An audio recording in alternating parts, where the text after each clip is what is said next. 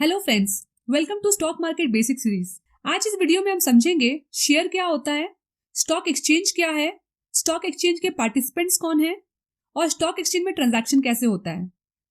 सबसे पहले समझते हैं शेयर क्या होता है। एक एग्जाम्पल लेते हैं। दो फ्रेंड्स हैं, अमित और पुनीत। ये दोनों मिलके एक मोमो बेचने का बिजनेस स्टार्ट करते हैं।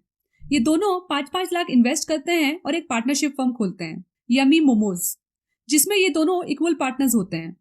10 लाख से ये एक स्टोर खोलते हैं और मोमो बेचने लगते हैं। मोमोज लोगों को बहुत पसंद आए और डिमांड भी आने लगी, तो ये एक और शॉप खोलने का सोचते हैं। इसके लिए वो बिजनेस से कमाया हुआ पैसा और थोड़ा फैमिली और फ्रेंड से लोन लेके एक और स्टोर खोल लेते हैं। बिजनेस अच्छा चलने लगा। उन्होंने अपने बिजनेस को प्राइवेट लिमिटेड कंपनी में कन्वर्ट कर लिया। 10 लाख की कैपिटल के बदले उन्होंने 1 लाख शेयर इशू कर लिया। A share is a unit of equity ownership in a company. Company ने एक शेयर की वैल्यू 10 रुपए रखी। इसे हम फेस वैल्यू ऑफ शेयर कहते हैं। जब भी कोई कंपनी स्टार्ट होती है तो प्रोमोटर्स अपने हिसाब से शेयर की फेस वैल्यू डिसाइड कर सकते हैं। फेस वैल्यू 1 के मल्टीपल में ही होना चाहिए, जैसे 1 रुपए, 2 रुपए, 5 रुपए, 10 रुपए या 100 रुपए भी हो सकती है। इसकी वैल्यू 1 से कम नहीं हो सकती। दोनों पार्टनर्स इक्वल शेयर्स यानी 50,000 शेयर्स आपस में बांट लेते हैं। मोमो का बिजनेस अच्छा चलने लगा और उन्होंने 5 और स्टोर खोलने का डिसाइड किया। अब एक्सपेंशन के लिए उन्हें और पैसे की जरूरत है। उनके पास 2 ऑप्शंस हैं, डेट यानी वो लोन ले सकते हैं, बट प्रॉब्लम ये है कि बिजनेस अभी भी नया है और डेट में एक फिक्स्ड इंटरेस्ट भरना पड़ता है जो बहुत ही महंगा होता है और कंपनी के पास इतना कैश फ्लो नहीं होता कि वो इंटरेस्ट भरे। दूसरा ऑप्शन है इक्विटी। इक्विटी में आप कंपनी के शेयर्स देते हो जिसके बदले आपको पैसे मिलते हैं और इन्वेस्टर को आपकी कंपनी का इक्विटी ओनरशिप मिल जाता है। कंपनी डिसाइड करती है कि वो इक्विटी रेस करेगी। एक एचएनआई इन्वेस्टर 1 करोड़ इन्वेस्ट करने के लिए रेडी हो जाता है। ये एचएनआई इन्वेस्टर को हम एंजल इन्वेस्टर भी कहते हैं, जो ऐसी स्टार्टअप कंपनीज के इनिशियल स्टेजेस में इन्वेस्ट करते हैं। प्रोमोटर्स इन्वेस्टर से 1 करोड़ लेते हैं और उन्हें नया शेयर्स इशू कर देते हैं। बट क्या वो फेस वैल्यू पे ही शेयर्स इशू करेंगे? जी नहीं, क्योंकि अब कंपनी ऑपरेशनल है और थोड़ा बहुत सेल भी कर रही है, तो अब इसकी वैल्यू बढ़ के लेट्स से 100 हो जाती है। इसे हम मार्केट वैल्यू ऑफ शेयर कहते हैं। अब कंपनी के पास 7 स्टोर्स हो जाते हैं। बिजनेस यहाँ रुकता नहीं है, बाकी सिटीज में भी ये मोमोज फेमस हो जाते हैं। कंपनी 20 नए स्टोर्स खोलने का प्लान करती है। इसके लिए कंपनी को एक बड़ा अमाउंट की जरूरत है, 50 करोड़। एक वेंचर कैपिटल फर्म जो ऐसे ग्रोइंग स्टार्टअप्स में इन्वेस्ट करती है वो रेडी हो जाती है।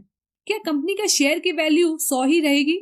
नहीं, क्योंकि कंपनी ने अब काफी सेल्स कर लिया है और अच्छा प्रॉफिट भी कर रही है, तो अब शेयर की वैल्यू बढ़ जाएगी।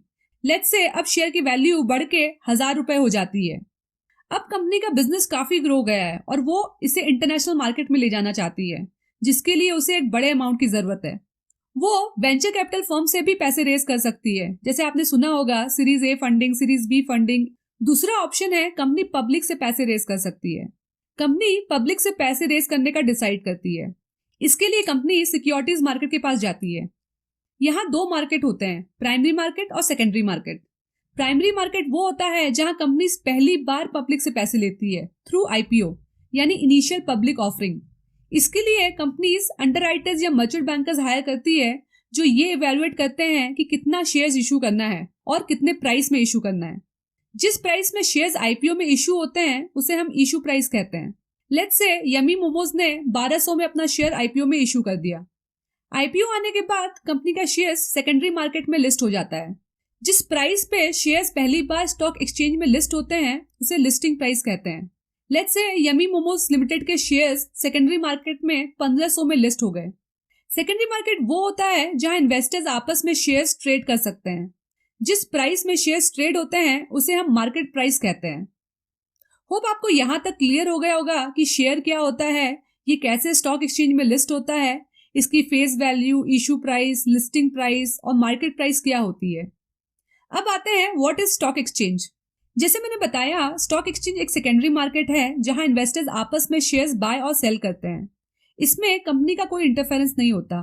इंडिया में 2 बड़े स्टॉक एक्सचेंज हैं, बीएसई बॉम्बे स्टॉक एक्सचेंज और NSE national stock exchange.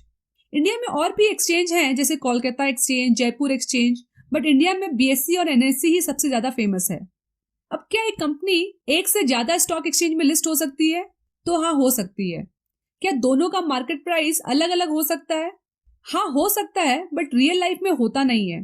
Let's say BSc में कंपनी है जिसका मार्केट प्राइस 1000 है और एनएससी में इसका प्राइस 1200 है, तो इन्वेस्टर्स बीएससी से खरीदेंगे और एनएससी में जाके बेच देंगे और 200 रुपए का प्रॉफिट बुक कर लेंगे। इसे कहते हैं आर्बिट्राज। जब दो मार्केट में अलग अलग प्राइस होती है और आप प्राइस डिफरेंस से प्रॉफिट कमाते हो। इसीलिए रियलिटी में इतना डिफरेंस नहीं होता। अगर कोई शेयर बीएससी में 1000.05 में मिल रहा है तो एनएससी में 1000.051 में मिल रहा होगा और ये डिफरेंस बहुत ही कम होता है। अब इंडेक्स क्या होता है और ये क्यों बनाया गया है? बीएससी में 5000 से भी ज्यादा कंपनीज लिस्टेड हैं और एनएससी में 1600 से भी ज्यादा। अगर आपको तुरंत जानना है कि मार्केट का क्या मूड है, यानी मार्केट ऊपर जा रहा है या नीचे जा रहा है, ऊपर जा रहा है मतलब मार्केट में अभी बहुत डिमांड है और लोग शेयर्स खरीद रहे हैं, नीचे जाना मतलब लोग शेयर्स बेच रहे हैं। ऐसे में अगर आप मार्केट की सारी कंपनीज को इंडिविजुअली ट्रैक करेंगे तो वो एक लंबा और टाइम कंज्यूमिंग प्रोसेस है। इसीलिए इंडेक्स बनाया गया है जिसके काम है पूरे मार्केट का मूड बताना, जैसे सेंसेक्स, निफ्टी 50 एटसेट्रा।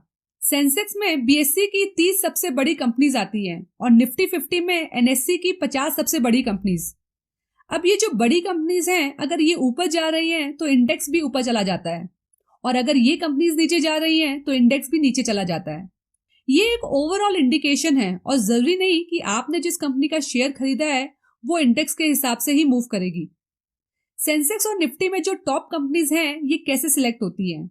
इन कंपनीज का फ्री फ्लोट मार्केट कैपिटलाइजेशन सबसे ज्यादा होता है और वो टॉप लिस्ट में आ जाती हैं। Free float market capitalisation equals to number of shares which are trading in the market into current market price. Hope आपको यहां तक क्लियर हो गया होगा। अब समझते हैं स्टॉक एक्सचेंज के पार्टिसिपेंट्स कौन है। पहला है रेगुलेटर, जो सिक्योरिटीज मार्केट को रेगुलेट करता है। ये एक ऐसी एजेंसी है जो इन्वेस्टर्स के इंटरेस्ट को प्रोटेक्ट करती है और मार्केट की सारी एक्टिविटीज को रेगुलेट करती है। इंडिया में रेगुलेटर है SEBI, securities exchange board of India. Stock exchange एक सेकेंडरी मार्केट है जहां सिक्योरिटीज बाय और सेल होती है, जैसे शेयर्स, बॉन्ड्स, डेरिवेटिव्स। कंपनीज जिसके शेयर लिस्ट होते हैं स्टॉक एक्सचेंज पे। इन्वेस्टर्स यानी buyers and sellers. Stock exchange में बहुत सारे इंडिविजुअल्स और कॉर्पोरेशंस पार्टिसिपेट करते हैं। रिटेल इन्वेस्टर्स यानी आपके और मेरे जैसे investors, NRIs, domestic institutional investors, asset management companies जैसे कोई mutual fund company like SBI mutual fund, और फॉरेन इंस्टीट्यूशनल इन्वेस्टर्स जो बाहर की कंपनीज होती हैं। और लास्ट में है मार्केट इंटरमीडियरीज। इन्वेस्टर्स को शेयर बाय सेल करने के लिए 3 अकाउंट चाहिए। ट्रेडिंग अकाउंट जहां से वो शेयर्स बाय और सेल करेगा, डीमेट अकाउंट जहां उसके शेयर स्टोर होंगे, और बैंक अकाउंट जहां से पैसे का ट्रांजैक्शन होगा। कोई भी इन्वेस्टर स्टॉक एक्सचेंज से डायरेक्टली शेयर्स बाय या सेल नहीं कर सकता। इसके लिए ब्रोकर्स अपॉइंट किए गए हैं जो इन्वेस्टर्स और स्टॉक एक्सचेंज के बीच एक इंटरमीडियरी का काम करता है। ब्रोकर एक ट्रेडिंग मेंबर भी होता है जो इन्वेस्टर्स के लिए ट्रेड अकाउंट खोलता है, डिपॉजिटरी पार्टिसिपेंट भी होता है जो इन्वेस्टर के लिए डीमेट अकाउंट खोलता है, और क्लियरिंग मेंबर भी होता है जो पैसे का क्लियरेंस कराता है। स्टॉक एक्सचेंज की 2 सिस्टर कंसर्न्स हैं। पहला डिपॉजिटरीज जिनका काम होता है शेयर्स को होल्ड करना। एनएससी का डिपॉजिटरी है एनएसडीएल और बीएससी का डिपॉजिटरी है सीडीएसएल। और दूसरा है क्लियरिंग हाउस जिसका काम होता है पैसे के लेन देन को क्लियर करना। एनएससी का क्लियरिंग हाउस है एनएससी क्लियरिंग और बीएससी का क्लियरिंग हाउस है आईसीसीएल। क्लियरिंग मेंबर्स ने कुछ क्लियरिंग बैंक्स एम्पैनल किए होते हैं जहां क्लियरिंग मेंबर्स यानी ब्रोकर्स को अकाउंट खुलवाना होता है। इन क्लियरिंग बैंक से पैसे का सेटलमेंट होता है। एनएससी में 15 बैंक्स एम्पैनल्ड है और बीएससी में 22। अब समझते हैं स्टॉक मार्केट में शेयर्स कैसे बाय और सेल होते हैं, क्लियरेंस और सेटलमेंट कैसे होता है। एक तरफ बायर्स हैं और दूसरी तरफ सेलर्स, और बीच में स्टॉक एक्सचेंज। बायर और सेलर डायरेक्टली स्टॉक एक्सचेंज से ट्रांजैक्शन नहीं कर सकते, इसके लिए ब्रोकर्स अपॉइंट हुए हैं। एक तरफ बायर का ब्रोकर और दूसरी तरफ सेलर का ब्रोकर। स्टॉक एक्सचेंज की सिस्टर कंसर्न्स हो गई डिपॉजिटरी और क्लियरिंग हाउस। बायर के ब्रोकर का क्लियरिंग बैंक ए और सेलर के ब्रोकर का क्लियरिंग बैंक बी। अब एक एग्जांपल लेते हैं। मान लेते हैं बॉम्बे स्टॉक एक्सचेंज है। बीएससी की डिपॉजिटरी हो गई सीडीएसएल और क्लियरिंग हाउस हो गया आईसीसीएल। अब एक बायर ने ऑर्डर प्लेस किया कि वो 10 शेयर्स खरीदना चाहता है यम्मी मोमोज के 5000 रुपए के रेट में। उसके ब्रोकर जो एक ट्रेडिंग मेंबर है सेम डे ये ऑर्डर फॉरवर्ड कर देता है स्टॉक एक्सचेंज में। दूसरी तरफ लेट्स से किसी सेलर ने सेम ऑर्डर प्लेस कर दिया कि वो 10 शेयर्स बेचना चाहता है यम्मी मोमोज के 5000 रुपए के रेट में। उसके ब्रोकर ने सेम डे ये ऑर्डर फॉरवर्ड कर दिया बीएससी में। अब स्टॉक एक्सचेंज के पास एक दिन में ऐसे बहुत सारे ऑर्डर्स आते हैं और वो भी अलग अलग प्राइस और क्वांटिटी में। तो वो इन ऑर्डर्स को एक ऑटोमेटिक ऑर्डर मैचिंग सिस्टम से मैच कराता है। मैच होने पर वो ऑर्डर कंफर्म कर देता है। ऑर्डर कंफर्म होने के बाद बीएससी क्लियरिंग हाउस और डिपॉजिटरी को मैसेज कर देता है ये ऑर्डर के डिटेल्स। अब बायर का ब्रोकर क्लियरिंग अकाउंट ए में 50,000 ट्रांसफर कर देगा और सेलर का ब्रोकर डिपॉजिटरी के पूल अकाउंट में 10 शेयर्स ट्रांसफर कर देगा। इसके बाद क्लियरिंग बैंक ए से पैसा सेलर के क्लियरिंग बैंक बी में चला जाता है और उसके बाद सेलर के ब्रोकर के पास। दूसरी तरफ शेयर्स पूल अकाउंट से बायर के ब्रोकर के पास चला जाएगा और ये पूरा ट्रांजैक्शन कंप्लीट होने में T+2 डेज लगता है। T यानी ट्रांजैक्शन डे। इस तरह T+2 डेज में बायर्स के ब्रोकर को शेयर मिल जाएगा और सेलर के ब्रोकर को पैसे मिल जाएंगे और सेम डे वो अपने क्लाइंट्स के अकाउंट में पैसे और शेयर्स क्रेडिट करवा सकते हैं। ये सारा ट्रांजैक्शन वर्किंग डे में ही होता है और बीच में अगर कोई हॉलीडे आ जाए तो उस दिन को ट्रांजैक्शन नहीं होता। सेबी 2023 में एक नया रूल ला रही है जहां अब जितने भी स्टॉक्स जिसपे डेरिवेटिव ट्रांजैक्शन होता है वो सारे स्टॉक्स का सेटलमेंट अब T+1 साइकिल में होगा। होप आपको क्लियर हो गया होगा कि शेयर्स कैसे बाय और सेल होते हैं और इनका क्लियरेंस और सेटलमेंट कैसे होता है। होप इन वीडियो से आपको काफी कुछ सीखने मिला होगा। लाइक करके जरूर बताइएगा। नेक्स्ट वीडियो में हम समझेंगे स्टॉक्स कैसे पिक करना चाहिए, तो वीडियो को जरूर देखिएगा। मेरा गोल है कि मैं पर्सनल फाइनेंस के कंसेप्ट्स को इतना सिंपल करके बताऊं जिससे आप उसे सीखें और अपने लाइफ में इंप्लीमेंट कर सकें और हर फैमिली अपने लिए एक स्ट्रॉन्ग फाइनेंशियल लाइफ बना सके। अगर आप भी मेरे गोल से जुड़ना चाहते हो तो मेरे चैनल को सब्सक्राइब जरूर करें और अपने फैमिली एंड फ्रेंड्स के साथ शेयर करें। मिलते हैं नेक्स्ट वीडियो में। Take care.